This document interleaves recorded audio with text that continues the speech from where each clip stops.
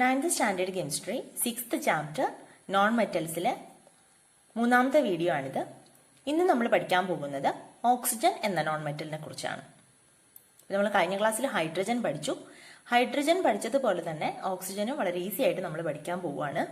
ഇതും നമ്മൾ ഇങ്ങനെ ഒറ്റ പേജിൽ പഠിക്കുന്നുണ്ട്. രണ്ടാമത്തത് ഓക്സിജൻ. നമ്മൾ ഹൈഡ്രജൻ പഠിച്ചതുപോലെ തന്നെ ഓക്സിജന്റെ discovery, preparation, reaction, then uses, ഇത്രയാണ് നമുക്ക് പഠിക്കാനുള്ളത്. പിന്നെ അതിന്റെ അതല്ലാതെ കുറച്ച് കാര്യങ്ങൾ കൂടെ ഒന്ന് രണ്ട് പോയിന്റ്സ് കൂടി പഠിക്കാനുണ്ട്. അപ്പോൾ ഇത് നമുക്ക് ഓക്സിജന്റെ വിശദമായിട്ടൊന്ന് പഠിച്ചതിന് ശേഷം ലാസ്റ്റിൽ നമുക്കിതിന്റെ ഷോർട്ടായിട്ട് ഒന്ന് പഠിച്ചു വെക്കാം. ഓക്സിജൻ എന്ന് കേൾക്കുമ്പോൾ തന്നെ നമുക്കറിയാം നമ്മൾ ശ്വസിക്കുന്ന ഗ്യാസ് ഓക്സിജൻ ആണ്. ദെൻ നിങ്ങൾക്ക് അറിയാവുന്നത് കത്താൻ സഹായിക്കുന്നത് ഓക്സിജൻ ആണ്. ഇങ്ങനെയുള്ള കുറച്ച് കാര്യങ്ങൾ അറിയാവുന്ന ഒരു നോൺ മെറ്റൽ ആണ് ഓക്സിജൻ, അല്ലേ? നമുക്ക് നോക്കാം. Oxygen which is known as the breath of life is essential for the existence of life.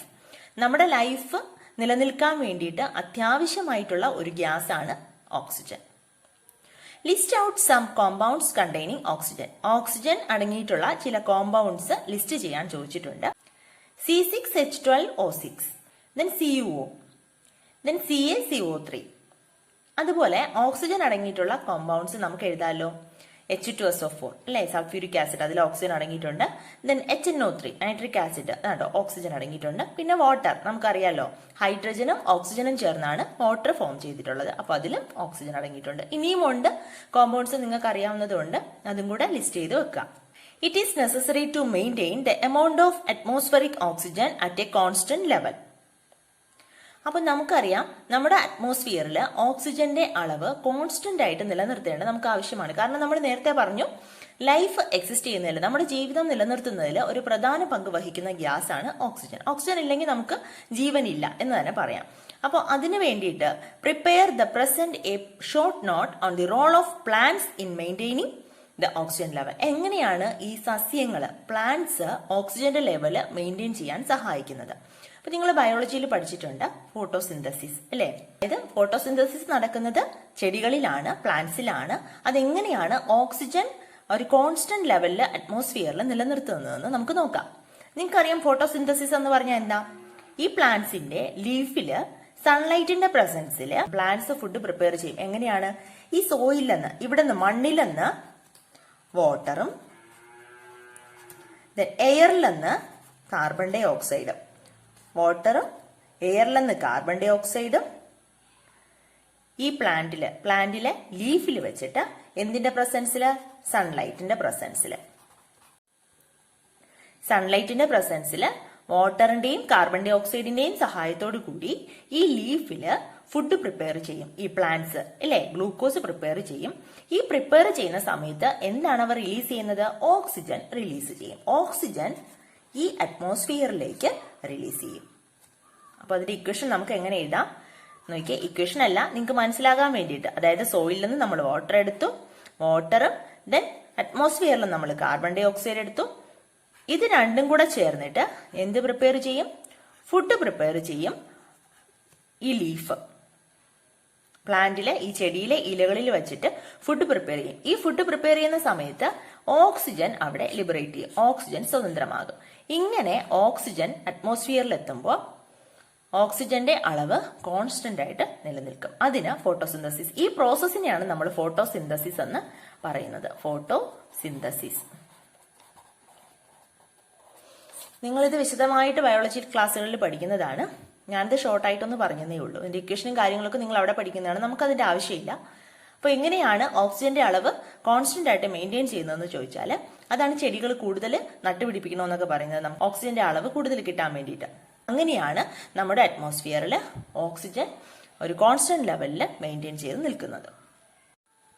Then presence of oxygen in nature. നമ്മുടെ നേച്ചറിൽ ഓക്സിജൻ എവിടെയെല്ലാം കാണപ്പെടുന്നു? Oxygen is the most abundant element in the earth's crest.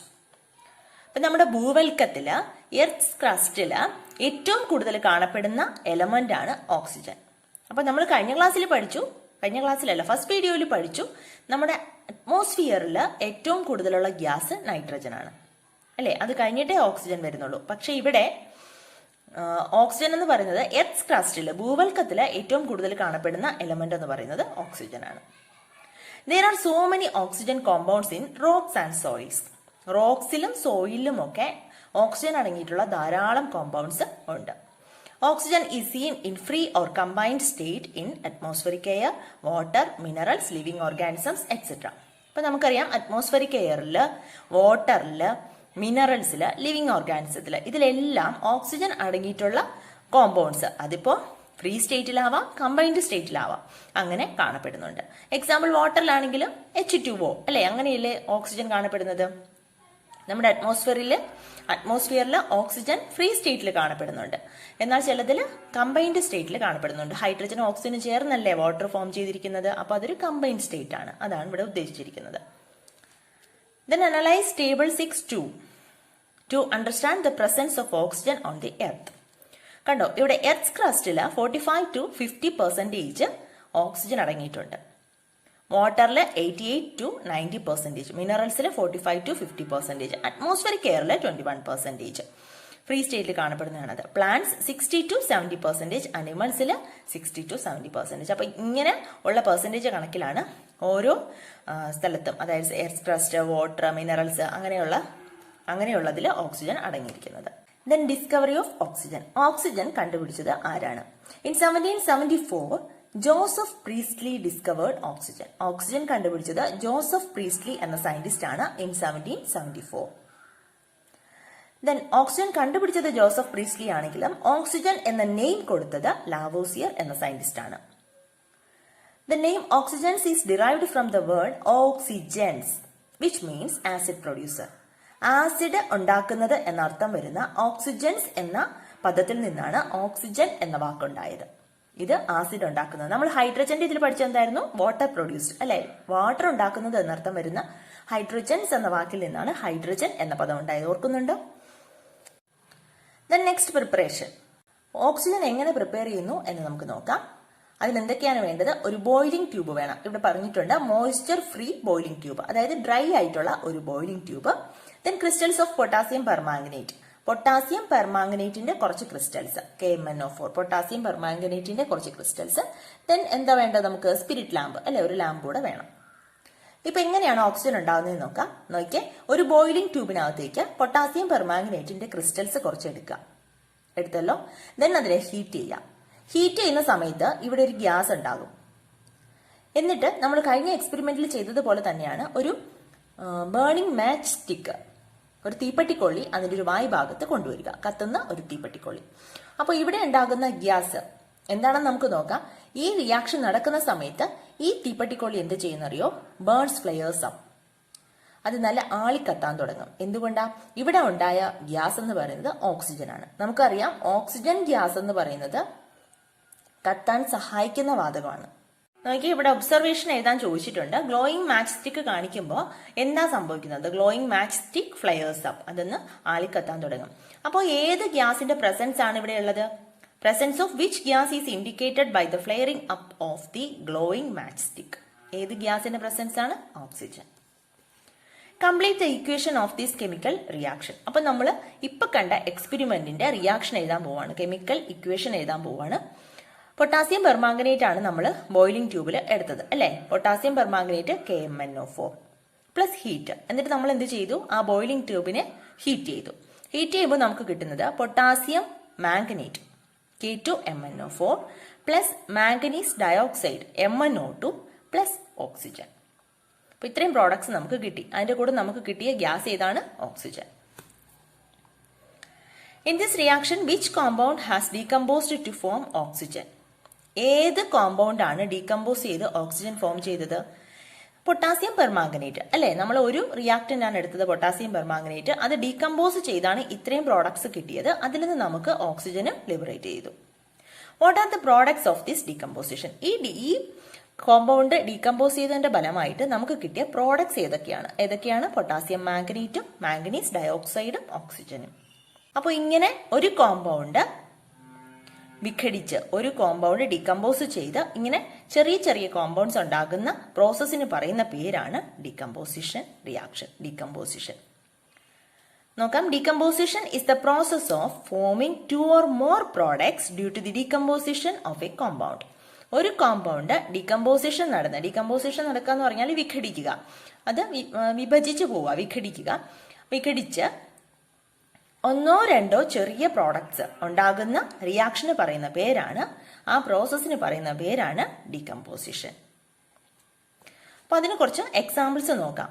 നോക്കിയേ, NaCl sodium chloride, NaCl electricity pass ചെയ്യുമ്പോൾ അത് decompose ചെയ്ത് സോഡിയവും ക്ലോറിനുമായിട്ട് മാറും. കണ്ടോ, സോഡിയം ക്ലോറൈഡ് എന്ന് പറയുന്ന കോമ്പൗണ്ട് ഡീകമ്പോസ് ചെയ്യുമ്പോൾ ചെറിയ 1-2 കോമ്പൗണ്ട്സ് കൂടെ ഫോം ചെയ്യും, സോഡിയവും ക്ലോറിനും. അതുപോലെ തന്നെ KClO3 പൊട്ടാസ്യം ക്ലോറേറ്റ്, അത് പൊട്ടാസ്യം ക്ലോറൈഡും ഓക്സിജനുമായിട്ട് ഡീകമ്പോസ് ചെയ്യും. ദെൻ H2O2 ഹൈഡ്രജൻ പെറോക്സൈഡ്, അത് എന്തൊക്കെയായിട്ട് മാറും? വാട്ടറും ഓക്സിജനും. You have learn the electrolysis of water. നമുക്കറിയാം വാട്ടറിനെ ഇലക്ട്രോളിസിസ് ചെയ്യുമ്പോൾ ഹൈഡ്രജനും ഓക്സിജനുമായിട്ടാണ് അത് വിഘടിക്കുന്നത്. അതും ഒരു ഡീകമ്പോസിഷൻ റിയാക്ഷനാണ്. നോക്കിയേ, ഓക്സിജന്റെ കുറച്ച് ക്യാരക്ടറിസ്റ്റിക്സ്. അതിന്റെ കളർ, ഓക്സിജന് കളർ ഉണ്ടോ? ഓക്സിജന് കളർ ഇല്ല കേട്ടോ, നോ കളർ. ദെൻ ഓർഡർ, ഓക്സിജന് മണമുണ്ടോ? സ്മെല്ലുണ്ടോ? ഇല്ല, അതിന് ഓക്സിജന് അങ്ങനെ പറയത്തക്ക സ്മെല്ലൊന്നും ഇല്ല. Then solubility in water, oxygen soluble in water ആണ്, സോലിബിൾ ആണ്.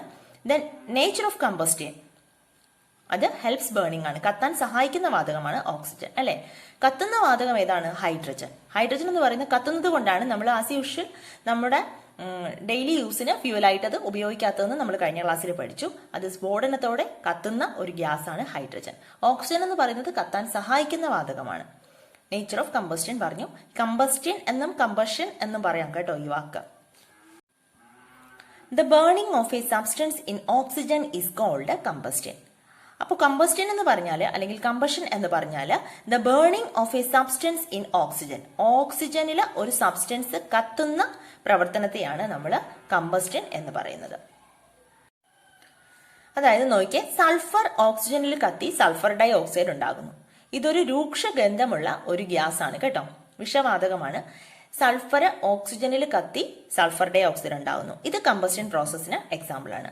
ദെൻ അതുപോലെ തന്നെയാണ് 2 നോൺ മെറ്റൽസ്, കാർബണും ഹൈഡ്രജനും, അല്ലെ? കാർബൺ ഓക്സിജനിൽ കത്തി എന്തുണ്ടാകും? Carbon dioxide. ഹൈഡ്രജൻ ഓക്സിജനുമായിട്ട് റിയാക്ട് ചെയ്ത് എന്തുണ്ടാകും? Water, H2O.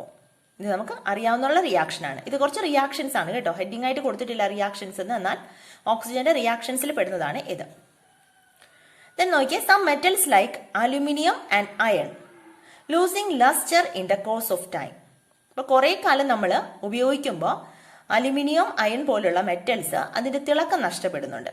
അതിന്റെ റീസൺ എന്താണെന്നാണ് പറഞ്ഞിരിക്കുന്നത്. The reaction of oxygen with these metals to form their oxides is one of the reason for this process.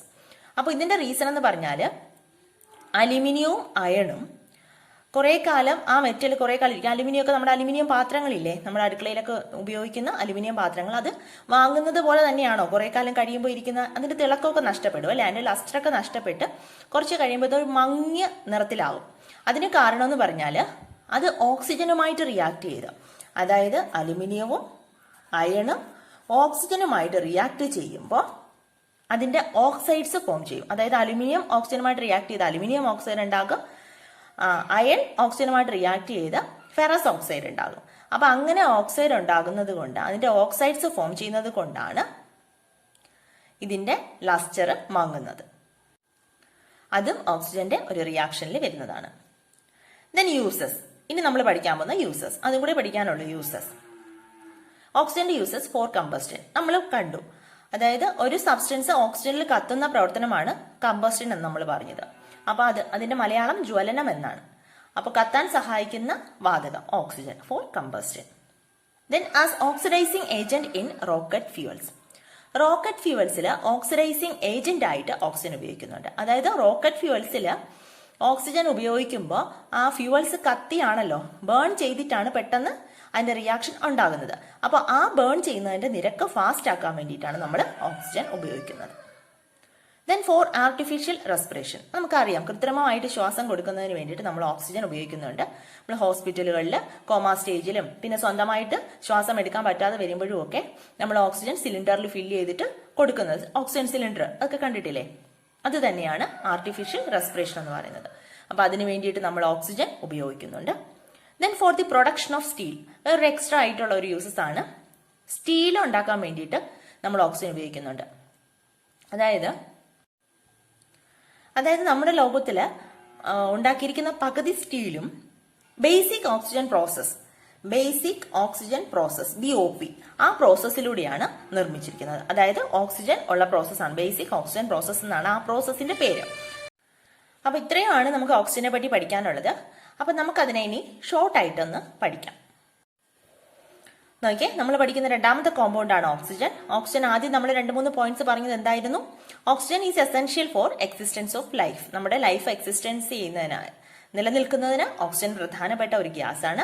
Then most abundant element in the earth crust, അല്ലെ, നമ്മുടെ ഭൂവൽക്കത്തിൽ ഏറ്റവും കൂടുതൽ കാണപ്പെടുന്ന എലമെന്റ് ഓക്സിജൻ ആണ്. Then oxygen compounds in rocks and soil, സോയിലും റോക്സിലും എല്ലാം ഓക്സിജൻ കോമ്പൗണ്ട് ഉണ്ട്. Then seen in free or combined state in atmospheric air, water, minerals, living organisms. ഇവയിലെല്ലാം ഫ്രീ സ്റ്റേറ്റിലോ കമ്പൈൻഡ് സ്റ്റേറ്റിലോ ഓക്സിജൻ കാണപ്പെടുന്നുണ്ട്. അപ്പൊ നമ്മൾ വിശദമായിട്ട് പഠിച്ചത് കൊണ്ടാണ് ഞാൻ കുറച്ച് സ്പീഡിൽ പോകുന്നത് കേട്ടോ. ഒന്ന് ഓർത്തെടുത്താൽ മതി ഇത് കാണുമ്പോൾ. ദെൻ നമ്മൾ പഠിച്ചത് എന്തായിരുന്നു? ഡിസ്കവറി. ഓക്സിജൻ കണ്ടുപിടിച്ചത് ആരായിരുന്നു? Joseph Priestley. അതിന് നെയിം കൊടുത്തത് ലാവോസിയർ. ദെൻ ഓക്സിജന്റെ പ്രിപ്പറേഷൻ എങ്ങനെയായിരുന്നു ഓർക്കുന്നുണ്ടോ? ഒരു ബോയിലിംഗ് ട്യൂബില്, ഡ്രൈ ആയിട്ടുള്ള ഒരു ബോയിലിംഗ് ട്യൂബില് പൊട്ടാസ്യം പെർമാംഗനേറ്റ് എടുക്കുന്നു. അത് കഴിഞ്ഞിട്ട് അതിനെ ഹീറ്റ് ചെയ്യുന്നു. ഹീറ്റ് ചെയ്തിട്ട് അതിന്റെ വായ്ഭാഗത്ത് ഒരു ഗ്ലോയിങ് മാച്ച് സ്റ്റിക്ക് നമ്മൾ കൊണ്ടുവരുന്നു. അത് അവിടെ നടക്കുന്ന റിയാക്ഷൻ എന്തായിരുന്നു? അപ്പോൾ അത് ഫ്ലെയർസ് അപ്പ്. ആ മാച്ച് സ്റ്റിക്ക് ഒന്ന് ആളിക്കത്താൻ തുടങ്ങും. അപ്പൊ അവിടെ ഉണ്ടായ ഗ്യാസ് ഓക്സിജൻ ആണ്. ഇതിന്റെ റിയാക്ഷൻ നമ്മൾ ഇങ്ങനെയാണ് എഴുതിയത്: KMnO4 plus heat gives K2MnO4 plus MnO2 plus oxygen. അപ്പൊ ഇങ്ങനെ എഴുതുന്ന റിയാക്ഷന്, അതായത് ഒരു കോമ്പൗണ്ട് ഡികമ്പോസ് ചെയ്ത് 1 or 2 ചെറിയ കോമ്പൗണ്ട് ഫോം ചെയ്യുന്ന ആ പ്രോസസ്സിന് പറയുന്ന പേരാണ് ഡികമ്പോസിഷൻ റിയാക്ഷൻ. അപ്പൊ ഇത് ഓർത്തെടുക്കുവാണെങ്കിൽ ഇത് എഴുതേണ്ട കാര്യമില്ല ബ്രാക്കറ്റിൽ. എന്നാൽ നിങ്ങൾ ഓർക്കാൻ വേണ്ടിയിട്ട് ഞാൻ എഴുതിയതേ ഉള്ളൂ. Process of forming 2 or more products due to the decomposition of a compound. Then നമ്മൾ പഠിച്ചത് 2-3 റിയാക്ഷൻസ്, അല്ലെ? എന്തൊക്കെയായിരുന്നു? സൾഫർ ഓക്സിജനിൽ കത്തി സൾഫർ ഡൈ ഓക്സൈഡ് ഉണ്ടാകുന്നു. കാർബൺ ഓക്സിജനിൽ കത്തി കാർബൺ ഡൈ ഓക്സൈഡ് ഉണ്ടാകുന്നു. ഹൈഡ്രജൻ ഓക്സിജനുമായി റിയാക്ട് ചെയ്ത് വാട്ടർ ഫോം ചെയ്യുന്നു. ഇനി അവിടെ തന്നെ നമ്മൾ പഠിച്ച ഒരു റിയാക്ഷനാണ് അലുമിനിയം, അയൺ തുടങ്ങിയ മെറ്റൽസ് അതിന്റെ ലസ്റ്റർ ലൂസ് ചെയ്യുന്നുണ്ട് കുറെ കാലം കഴിയുമ്പോൾ. എന്തുകൊണ്ടാണ്? അതിന്റെ തിളക്കം നഷ്ടപ്പെട്ടു പോകുന്നത് എന്തുകൊണ്ടാണ്? അലുമിനിയവും അയണും ഓക്സിജനുമായിട്ട് റിയാക്ട് ചെയ്യുമ്പോൾ അവയുടെ ഓക്സൈഡ്സ് ഉണ്ടാക്കുന്നുണ്ട്. അതുകൊണ്ടാണ് അതിന്റെ തിളക്കം നഷ്ടപ്പെടുന്നത്. ദെൻ നമ്മൾ പഠിച്ചു uses: for combustion, as oxidising agent in rocket fuels, then for artificial respiration, then for the production of steel ഉണ്ടാക്കുന്നതിനും ഓക്സിജൻ ഉപയോഗിക്കുന്നുണ്ട്. ദെൻ നമ്മൾ 1-2 പോയിന്റ് കൂടെ ഓക്സിജന്റെ പഠിച്ചത് ക്യാരക്ടറിസ്റ്റിക്സ്, കുറച്ച് ഓക്സിജന്റെ പ്രോപ്പർട്ടീസ് എന്തൊക്കെയായിരുന്നു? നോ കളർ, ഓക്സിജന് കളർ ഇല്ല, ഓർഡർ ഇല്ല. ഓർഡർ എന്ന് പറഞ്ഞാൽ സ്മെല്ല്, മണമില്ല. ദെൻ സോല്യൂബിൾ ഇൻ വാട്ടർ, വാട്ടറിൽ സോല്യൂബിൾ ആണ്. ദെൻ ഹെൽപ്സ് ബേണിംഗ്, കത്താൻ സഹായിക്കുന്ന ഗ്യാസ് ആണ്. ദെൻ നമ്മൾ പഠിച്ച ഫോട്ടോസിന്തസിസ്. എന്തിനാണ് ഫോട്ടോസിന്തസിസ് പഠിച്ചത്? ഓക്സിജന്റെ ലെവല് അറ്റ്മോസ്ഫിയറിൽ മെയിൻറ്റെയിൻ ചെയ്ത് നിർത്താൻ വേണ്ടിയിട്ട് പ്ലാന്റ്സ് എങ്ങനെ സഹായിക്കുന്നു എന്നുള്ള ചോദ്യത്തിനാണ് നമ്മൾ ഫോട്ടോസിന്തസിസ് പറഞ്ഞത്. എങ്ങനെയായിരുന്നു? കാർബൺ ഡൈ ഓക്സൈഡ് വാട്ടറും കൂടി സൺലൈറ്റിന്റെ പ്രസൻസിൽ പ്ലാന്റ്സിന്റെ ലീഫിൽ വെച്ച് ഫുഡ് പ്രിപ്പയർ ചെയ്യുന്നു. ആ സമയത്ത് ഓക്സിജൻ ലിബറേറ്റ് ചെയ്യുന്നു. അതാണ് ഫോട്ടോസിന്തസിസ് എന്ന് പറയുന്ന process. To maintain the amount of atmospheric oxygen at constant level, അറ്റ്മോസ്ഫിയറിലെ ഓക്സിജനെ കോൺസ്റ്റന്റ് ആയിട്ട് നിലനിർത്താൻ വേണ്ടിയിട്ട് ഇത് ഉപയോഗിക്കുന്നുണ്ട്. അങ്ങനെയാണ് ചെടികൾ അറ്റ്മോസ്ഫിയറിലെ ഓക്സിജൻ കോൺസ്റ്റന്റ് ആയിട്ട് നിലനിർത്താൻ വേണ്ടിയിട്ട് സഹായിക്കുന്നത്. അപ്പൊ ഇത്രയും കാര്യങ്ങളാണ് ഓക്സിജനെ പറ്റി നമുക്ക് പഠിക്കാനുള്ളത്. അപ്പൊ നെക്സ്റ്റ് നമുക്ക് പഠിക്കാനുള്ളത് ഓസോണിനെ കുറിച്ചാണ്. അപ്പൊ അത് അടുത്ത ക്ലാസ്സിൽ പഠിക്കാം. നെക്സ്റ്റ് ക്ലാസ്സിൽ കാണാം. Thank you.